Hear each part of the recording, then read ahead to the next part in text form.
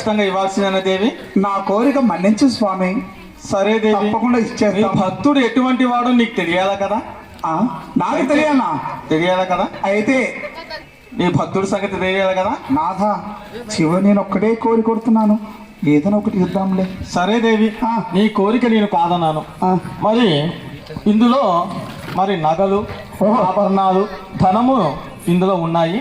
అవును. ఒకసారి మీ భక్తుడి ముందు ఇది వేస్తామా మూటని? అలాగే ధనమును వేసేద్దామా? అలాగే వేసేద్దాం. వేసేద్దాం. మరి వేసేయి, ధనం ఇచ్చేసేయి. అరే అరే అరే అరే ఎంత బాగా వస్తుడు. అరే అరే అరే కళ్ళు లేనప్పటికీ ఆ కర్ర సహాయంతో ఆ బ్లైండ్ మ్యాన్, ఆ గుడ్డివాడు ఎంత బాగా నడుస్తుండు. అరే మంచిగుందిరా, గట్ల నేను నడుస్తా, ఎట్లా చూస్తా. వాన వాన వాన నీలాకాశంలోన నాతో చిందేసి ఆడవా. పనికి మాల వాళ్ళంతా రోడ్ల మీద గీడేస్తారు, చెత్త ముట్టలన్నీ గాట్ల ఇసిరి పడేయకుండా ఏమి రోడ్డు మీద అంతా లొల్లి. ఏంద్రా చూసావే దేవి, మీ భక్తుడు ధనం మూట కళ్ళ ముందు వేసినా కూడా చూడకుండా వెళ్ళేటటువంటి దౌర్భాగ్యుడు. అలాంటి వానికి ఏమిస్తాము దేవి? స్వామి, నా భక్తులకు దరిద్రము పోవాలనా, పేదరికము పోవాలనా ఏమి చెయ్యాలి స్వామి?